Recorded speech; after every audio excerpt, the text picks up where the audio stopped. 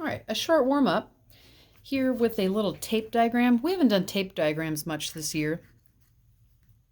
Imagine them being a roll of paper, right, that's split into same amount of pieces. Anyway, how many blue to red?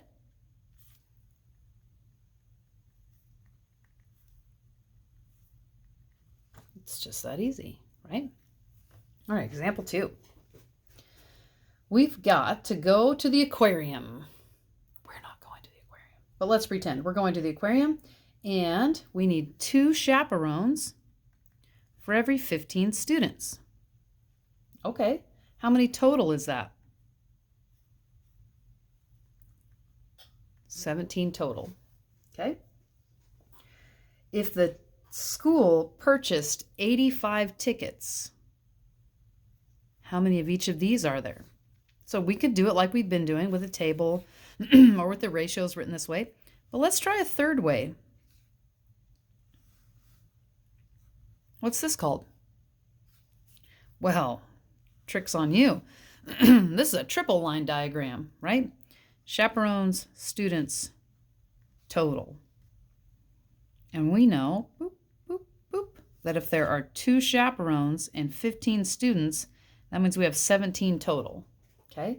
The big question is, well, if we have 85 total people or 85 tickets being purchased, how many of everything else? Look for a relationship. How do we get from 17 to 85? Remember, 85 divides 17 times by 5. So, different color, inbound, times 5. Okay? So what are we going to do with the 15?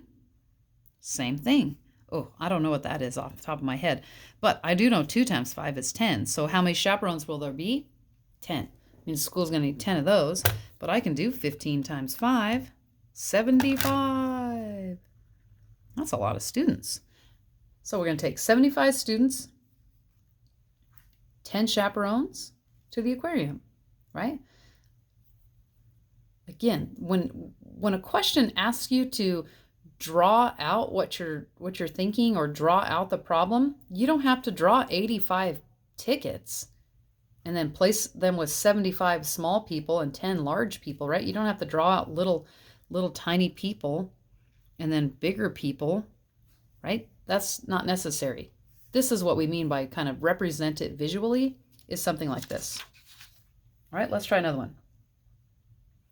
A recipe for salad dressing. Didn't we already do salad dressing? All right, well, we'll do salad dressing again. Apparently, there's a lot of salad dressing to be made.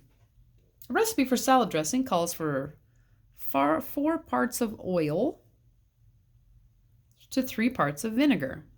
Oh, an oil and vinegar salad dressing, ba-dum-bum, right?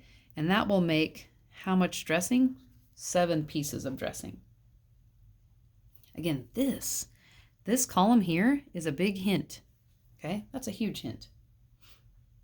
If we're going to have 28 teaspoons of dressing, then how much of the other pieces are we going to need? Okay, we're making a recipe of salad dressing. Well, how do you get from here to here? Times by 4. 3 times 4? 4 times 4? Boom, donezo. Okay, let's do another one. We're going to move some boxes, right? So we have, well, let's not pick people in our class. Let's pick Mrs. Watson is going to move boxes, and Miss Rhodes. Okay? Miss Watson can move 4 boxes every 30 minutes. And Miss Rhodes can move 5 boxes every 30 minutes. Good job, Miss Rhodes. Right? Maybe she's using a dolly or something. Okay? We clearly know who can carry the most boxes, but the question is, we have 72 boxes to move. How long is it going to take? That's a real question, right? Real businesses have to do things like this. They know the rate of their people. They know how much needs to get moved. How long is it going to take so that they can give whomever they're moving these boxes for, they can give those people an accurate estimate of how much it's going to cost and how much time it's going to take. So again, that star becomes really kind of important. 72 boxes. So how many total boxes did we move here in 30 minutes? 4 and 5 is 9 in 30 minutes. All right, this is our total, what these two ladies can do. 9 boxes in 30 minutes. And we need to know how long this is going to take. Ooh, let's figure that up in hours. This will be great. Oh, I'm excited. Well, how do you get from 9 to 72? Times by 8. If you don't know that, that's okay. Take your 72, divide it by 9, and you'll get 8.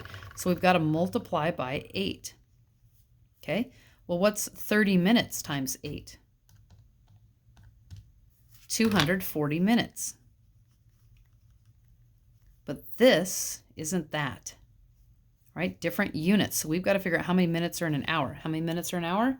60. So here, we're going to divide by 60. 4 hours.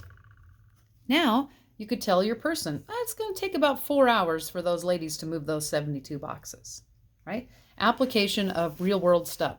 So here is their rates, how fast Miss Rhodes and Miss Watson can move things, how many boxes need to get moved, and then how many hours it would take.